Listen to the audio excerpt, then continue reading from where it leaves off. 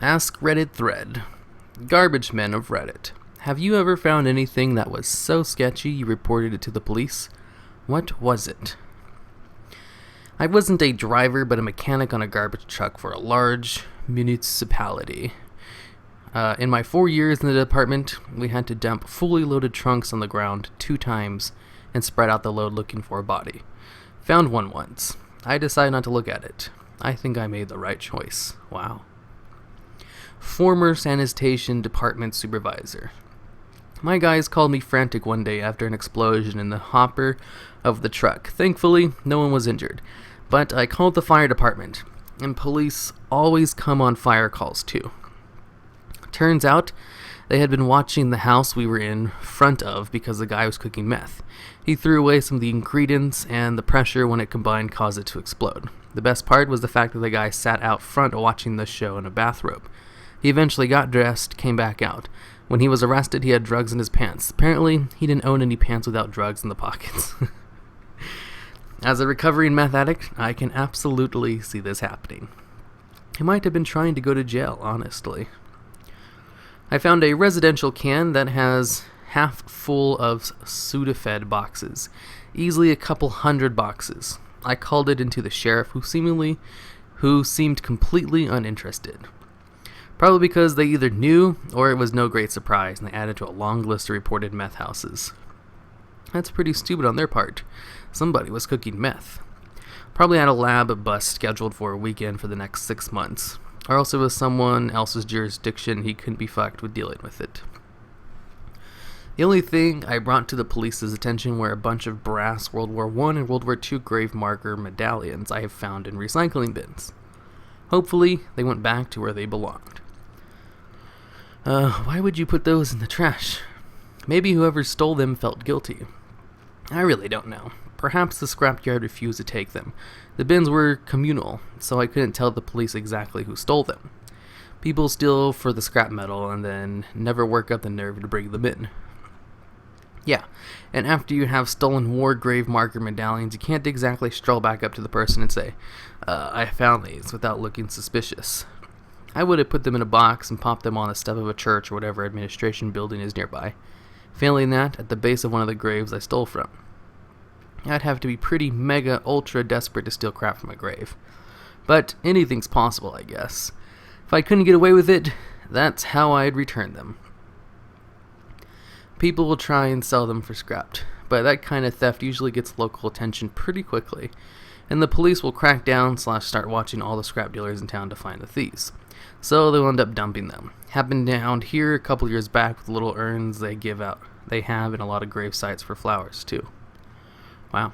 How recent was this? Because I remember seeing something in the paper or on Reddit about stolen grave markers on Memorial Day. I work in the cemetery industry, and it is very common. The flag holders from the VA changed the type of metal they used because it was such an issue. People also steal those flat bronze markers and or vases out of them, which is why I normally advise my customers to not purchase the markers with vases until they really want them. With vases until they really want them. The new thing is to pry the veterans' emblems they can get for free right off the existing headstone. People are assholes. Most scrappers won't take that type of metal because they know what they are. Over 2 years ago, it happened every time that the piece of scrap metal goes up. Had a problem with a group of retirees on lawn tractors picking pop cans out of residential bins when the price of aluminum spiked a while ago. Had a problem with a group of retirees on lawn tractors. Old people, tractor gangs. What part of the country are you from exactly? Midwest. The town had to make an ordinance because a lot of people were just using lawn tractors as a way to skirt up their driver's license being taken away for the DUIs and the like. Aluminum jumped to nearly $1.50 per pound back in 2008. Wow. How many cans do you have to find to make any reasonable amount of money at $1.50 a pound? You could make twice as much for your time on minimum wage. It takes roughly 3 dozen cans to equal a pound. It adds up, especially if you're hitting up a bar. But prices are way down now, about 70 cents. Okay, I used to manage garbage men in Oakland. Routinely found dead animals, remnants of large marijuana harvests, and weapons. Once we found a rejected prosthetic limb. Also, pretty regularly, the FBI will have a trash company pick up the trash of someone under investigation so they can go through it. I spent some years in the trash/recycling industry. I remember a guy at a metal recycling center trying to cash in bronze grave headstones. He was arrested. Oh yeah, they just talked about those earlier. I ran a large trash hauling company in South Georgia for 3 years. The amount of sketchy things thrown away is innumerable. I can't tell you how many times hospitals threw their bio waste out to save on disposal fees. It got so bad that the landfill ended up reporting them. That's just the ones we saw. Who knows how many weren't caught. Wasn't criminal, but should have been, was the amount of good things Walmart and other retailers threw away. You return something due to scratching, etc., and it doesn't sell, they have to throw it away. Tools, TVs, computers, clothes, toys, etc. Some not even out of the box. All of it in working condition, but they had to throw it out to write it off. To write it off is what I was told. Could you collect the things that were thrown out? I mean, if I saw a good TV or computer being thrown out, I might go out of my way to retrieve it. It depends on the state and store policies. Some stores will call cops if they catch dumpster divers, and some stores will even do field destroy, which basically means fuck that shit up to the point no one wants it. The cooler stores, however, will let employees take what they want before throwing anything out. Sadly, the ones that do this is due to the fact they have been burned by former employees that intentionally set stuff up to be thrown out because they want it. That makes sense. NYC state sanitation worker here. I have seen just about everything you can imagine. Dead animals such as dogs and cats are thrown out like everyday trash. We are required to just take them and the police are not notified at all. One time my partner and I saw huge amounts of blood leaking from multiple trash bags that we had just thrown into the truck. We called our supervisor and he looked at it and just said to keep going. It could have been anything. I have also seen plenty of drug paraphernalia being thrown out. Thousands of little plastic bags, scales, and plenty of white powder all over the place.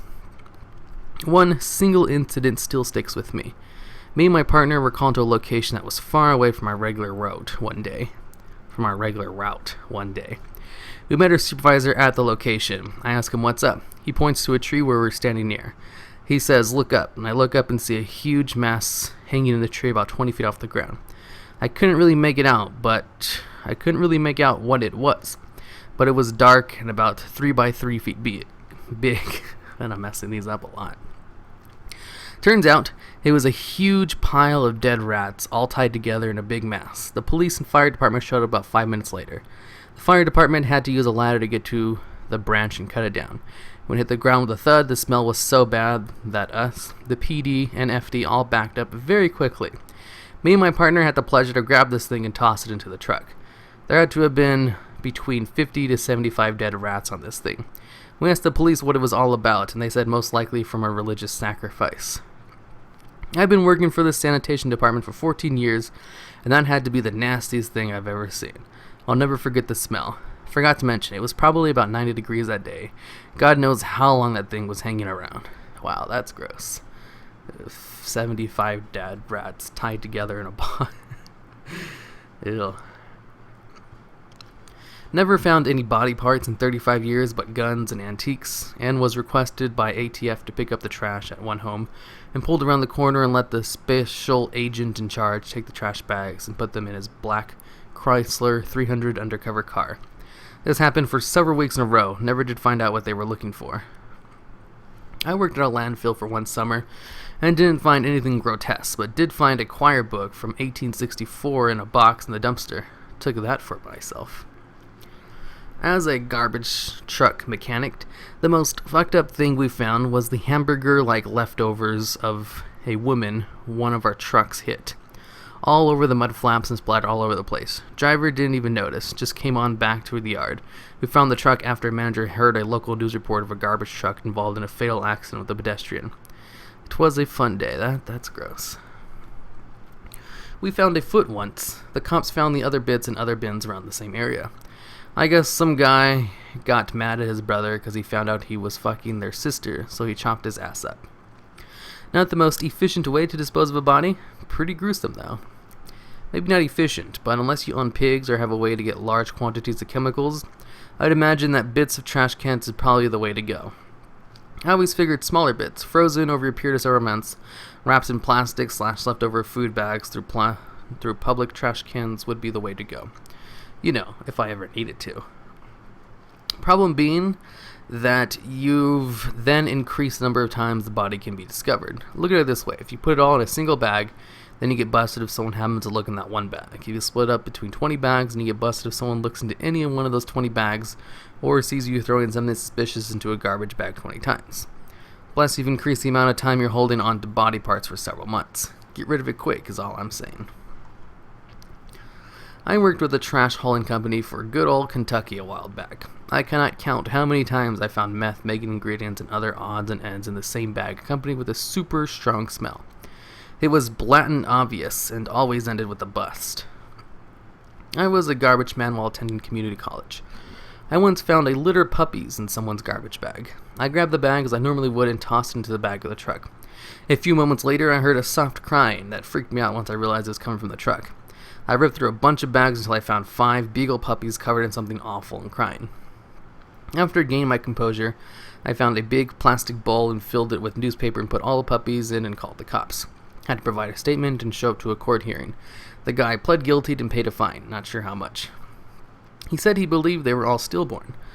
Edit. Unfortunately, the puppies did not survive. Word spread quickly, and I know there were a great deal of people trying to adopt the puppies after hearing the story. Bonus. I went to the court hearing and met a few people from the shelter there. Nobody knew what the guy looked like, just his name. We were all talking about the incident, basically saying how awful this guy was. The door opens and a lady says, "Puppy and garbage guy." The guy sitting right next to me gets up and walks into the courtroom. That's sad.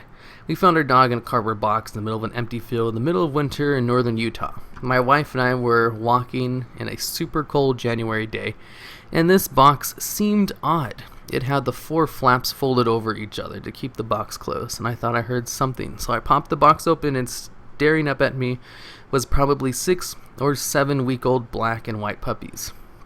My wife picked him up and put him in her coat, and we had oh shoot, I lost my place. Into her coat, we had let me go up. 4 flaps folded over to keep the box closed. I thought I heard something, so I popped the box open, and staring up at me was probably 6 or 7 week old black and white puppy.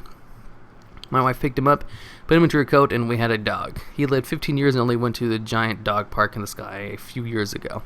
Here's some photos, including the first photo we had of him. Aww. Look at the dog. Ended up living a full life. Edit. Thanks so much for all the kind words. And the gold now, too. Wow. Okay, I'm not going to read that. No more stuff about dogs. I have 2 dogs. That makes me sad. The link is a news article, not a picture. While I was living in Detroit, I worked at a recycling factory whose parent company is Waste Management. Anyways, at one of our plants, they found a dead newborn baby in a box. A dead newborn baby in a box while the commodities came up the main conveyor belt. What? We've also found war memorabilia, 2 dead chickens, a deer carcass, a rabbit, multiple dead rats in our plant alone. Huh. In a recycling factory, huh? Younger brother worked 2 weeks sorting trash and conveyor belt. First day of work, he gets what he said was a regular looking cardboard box. He grabs it, threw it on the cardboard pile. The box was full of diapers. Really full diapers. He lost his lunch right there. His coworkers removed him from the line and helped clean the mess. They said there was at least 50 full diapers in the box. Somebody took the time to collect 50 diapers, put them in a cardboard box, then dispose the box in a recycling bin when it's clearly indicated that diapers do not belong in the recycling bin. The week after, they got a huge refrigerator in the conveyor belt. They stopped the belt so they could remove it. There was a deer carcass filled with maggots and a bonus garbage bag filled with guts and entrails. He resigned that day. That's gross. I've worked in a recycling plant for years. You wouldn't believe some of the things we find coming down the line. Last week we found a garbage bag filled with rotten meat and loose needles with no caps. When this happens, we stop the conveyor and call the boss up to safely collect hazardous materials and take pictures. Based on some mail that was in the bag, management was able to find the exact place it was picked up from. I'm not sure there's much they can do about it, but they should be able to call the police from something like that. Should be considered assault. Safe to say, whoever put the needles in there knew damn well that another person would be handling it afterwards. One time, we found a guy's ashes in one of the standard plastic tubes funeral homes give out. His information was still on the side. When management contacted the family to try and have the tube picked up, it turned out that they threw the poor dude out on purpose. Oh, that's sad. Let's see. Using a throwaway for this, since my buddies know my username and I don't want them to know about this incident. About a year back, I worked as a garbage man in Minneapolis, and came about an unusually large garbage bag in the sketchy part of the city. As I came closer, I could smell something inside was fairly past due, and as soon as I picked it up and bent at the legs, I realized it was human. I ripped into the bag, and upon realization that it really was human, I called the cops. I don't have any information about what happened afterwards, gave a testimony, and left. The cops closed up the road and were taking pictures of the body and asking neighbors questions while I got the day off. I will link the article when I find it. Okay, I'm not gonna do that. I'm not gonna click on the article is what I meant to say. I used to do waste removal at a quadplex house that my great uncle owned for extra cash anytime he had to evict a tenant, which was often because it was a pretty shitty area and the rent was cheap. Even still, you'd have drug addicts that would get enough money on their tax returns solely from having kids, and they'd be able to put down enough for a deposit and pay rent for a few months. Eventually, they'd run out of money and stop paying rent. They usually knew the tenants' laws pretty well and knew that as long as they paid utilities, that they'd be able to live there until the eviction process was up, and we'd show up with the sheriff. Unfortunately, we had one group of people that decided not to keep up the utilities during the drawn-out eviction process and had their water, electric, and gas shut off. I lived in this small apartment for close to 2 months without running water. When we walked in, the place was wrecked.